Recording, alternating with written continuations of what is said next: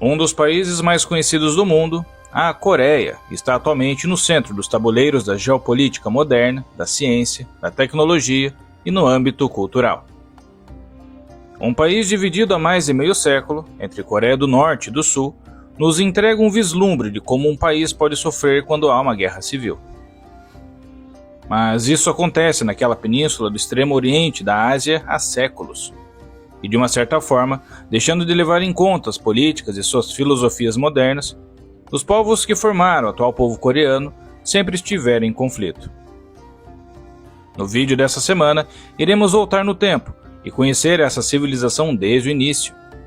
E seguindo os rastros da arqueologia e da ciência, iremos entender mais sobre a Coreia Antiga.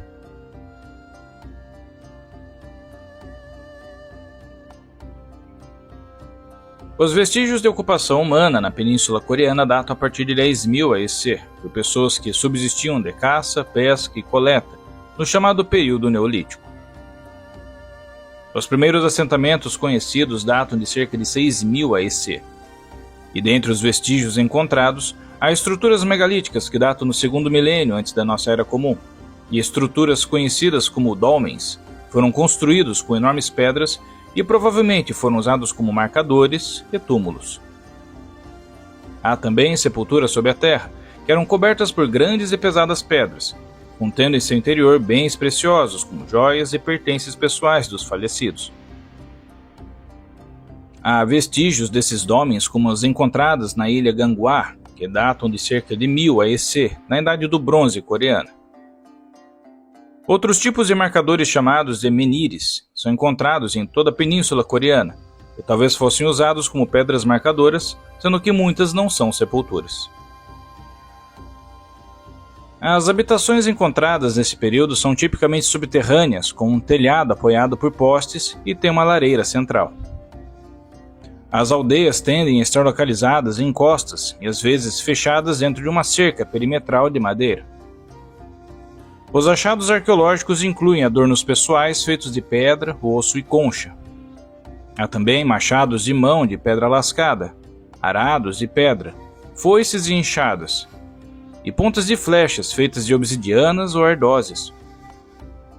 Os artefatos de cerâmica encontrados surgem na forma de tigelas marrons de fundo plano, com decoração incisada, mostrando uma ligação cultural com as comunidades das províncias de Liaoning e da península de Liandong, na China.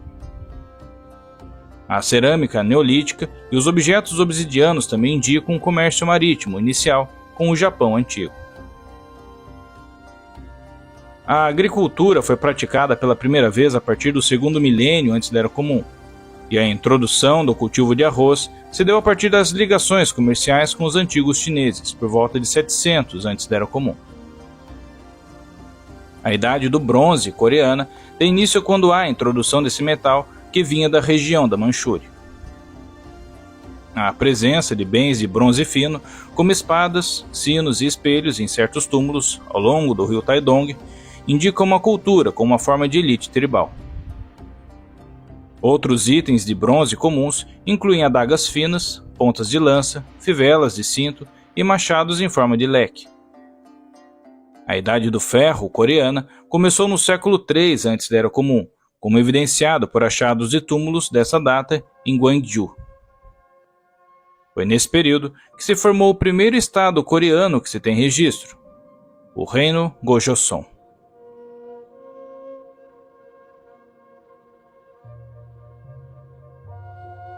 De acordo com a mitologia apresentada nos textos do Samguk-yusa, do século XIII da Era Comum, o estado Gojoseon é fundado precisamente em 2333 antes da Era Comum, pelo rei chamado de Dangun, que era filho do deus Hwanung e uma ursa que havia se transformado em uma mulher.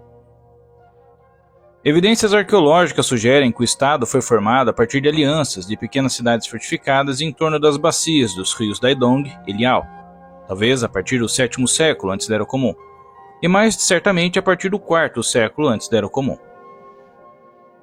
Os historiadores modernos continuam a debater se é possível descrever Gojoseon como um estado propriamente dito, quando exatamente ele existiu, onde estava sua capital e quais eram os territórios exatos sob seu controle. A religião tradicional dessa época é chamada hoje de xamanismo, sendo depois seguido pelo confucionismo e o taoísmo, e por último o budismo, que cresce no território por causa da interação com a China, que teve grande influência sobre a península, e sendo essa última, o budismo, tornada a religião predominante a partir do quarto século da Era Comum. Os princípios confucionistas eram seguidos nas administrações de Estado e eram parte essencial dos exames e admissão aos cargos dentro desse sistema. O budismo era a fé predominante, e templos e mosteiros surgiram em todos os lugares. E esses mosteiros e templos, com suas propriedades fundiárias, patrocínio real e isenção de impostos, tornaram-se ricos, e todo o aparato religioso rivalizou com o próprio Estado em várias ocasiões. Muitos desses mosteiros até tinham suas próprias forças armadas recrutadas de monges guerreiros e da população em geral. O budismo era praticado não apenas pelas famílias de elite, que muitas vezes enviavam um filho para estudar em um mosteiro e se tornar um monge, mas também pelas classes mais baixas. Cochoson prosperou devido às melhorias agrícolas com ferramentas de ferro introduzidas pela China e recursos naturais abundantes como ouro, prata, cobre e estanho. No entanto, Cochoson foi enfraquecido por ataques do Estado chinês de Yan por volta de 300 AEC, e um longo declínio se estabeleceu. Cochoson finalmente entrou em colapso no século II AEC, e o reino sucessor, o Imam Choson, também não durou muito tempo, pois em 108 AEC foi conquistado pela dinastia Han da China. Os chineses, sob a dinastia Han, estavam interessados em recursos naturais como sal e ferro, e dividiram a Coreia em 4 comandantes administrativos diretamente sob seu governo central. Os territórios de Cochoson mais tarde se tornariam Goguryeo, enquanto a parte sul da península, nessa época, chamada pelos historiadores modernos de Proto-Três Reinos, surgiram os estados chamados de Myeonhan, Mahan e Jinhan. E esses reinos se tornaram posteriormente nos 3 estados chamados de Baekje, Gaya e Shilla, no subsequente período dos 3 reinos.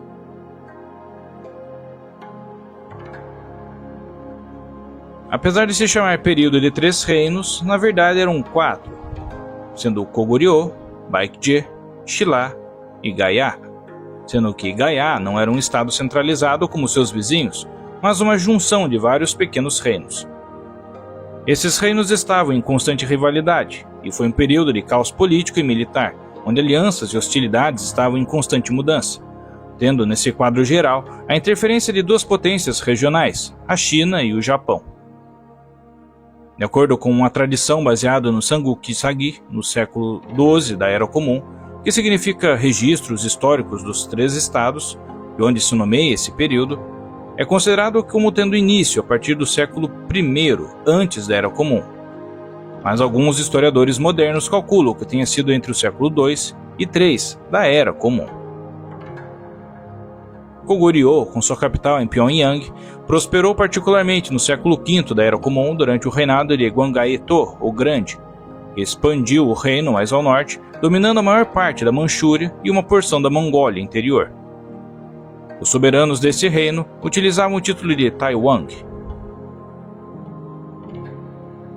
O reino de Shilla, por sua vez, com sua capital em Gonzong, floresceu sob o reinado do rei Baipun, alcançando um grau muito maior de centralização e prosperando na costa oriental devido às inovações agrícolas, como arados puxados por bois e sistemas de irrigação. Nos primeiros anos do reino de Shilla, o trono foi comandado por 3 clãs, Park, Sok e Qin. Os governantes detinham vários títulos, e como outros reis vizinhos, alguns monarcas se autodeclaravam como imperadores. O reino de Gaya, espremido entre os vizinhos mais poderosos no sul da península, nunca se desenvolveu totalmente em um reino centralizado, mas sempre é referido também como Confederação Gaya.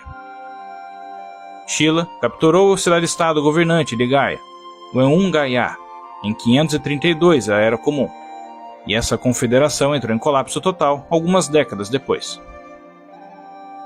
O reino Baekje governou na península de 18 antes da Era Comum até 660 da Era Comum, e a sua capital era a cidade de Hansong, atual Gwangju. Uma aliança com Shilla entre os anos 433 a 553 da Era Comum trouxe alguma estabilidade. Mas em 554 EC, na Batalha da Fortaleza de Gwansensong, Baiche tentou recuperar o território que havia perdido para uma invasão de Shilla, e seu exército de 30.000 homens foram derrotados, e o rei de Baiche, chamado Song, é morto. O sistema de governo nesses reinos durante esse período era marcado por uma monarquia absoluta, mas havia altos funcionários administrativos oriundos de uma aristocracia latifundiária. E esses funcionários, nomeados pelo governo, administravam as províncias com a ajuda de líderes de clãs locais. A sociedade era rigidamente dividida em classes, sendo a maioria da população composta por camponeses, onde pagavam os impostos para o Estado. No reino de Shilla, era usado o Golpun, também chamado de Sistema de Classificação de Ossos, que servia para sinalizar a posição política e o status social de uma pessoa. A adesão a um determinado posto dentro do sistema era extremamente importante, permitindo que uma pessoa se candidatasse a determinados empregos e decidisse como vivia sua vida cotidiana. A rigidez do sistema baseado na linhagem permitia pouquíssimo movimento entre as classes, resultando em uma estagnação de talento que acabou custando caro para o reino de Shilla. Classes sociais se baseavam no nascimento e ditavam as possibilidades de trabalho, as obrigações fiscais e até mesmo as roupas que se podia usar ou os utensílios que se podia usar. Aos homens era uma imposição a adesão no exército ou a trabalhar em projetos governamentais, como a construção de fortificações. Na base da escala social estavam os escravos, que normalmente eram prisioneiros de guerra ou por causa de dívidas e também por criminosos, que eram forçados a trabalhar nas propriedades da aristocracia.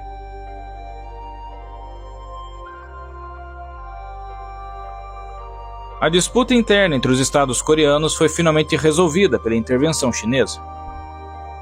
O reino de Goguryeo havia repelido com sucesso 3 invasões da China governada pela dinastia Sui no século VII da Era Comum, e a próxima dinastia chinesa, a dinastia Tang, tentou também uma invasão em 644, mas o famoso general Yang Manchun mais uma vez trouxe a vitória para os coreanos.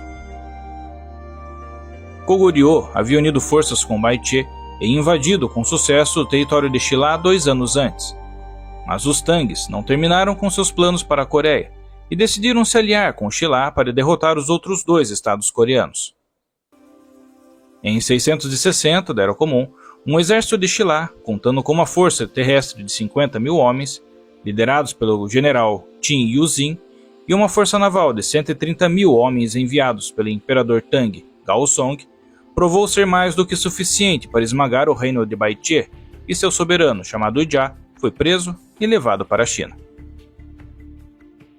Então, em 667, Pyongyang cai, e no ano seguinte o monarca de Goguryeo, Bojang, também foi feito prisioneiro e enviado para a China, junto com 200.000 de seus súditos. Shilla não tinha a intenção, porém, de se tornar um estado vassalo chinês, e derrotou o exército Tang restante em batalhas em Misosong e Kibopo.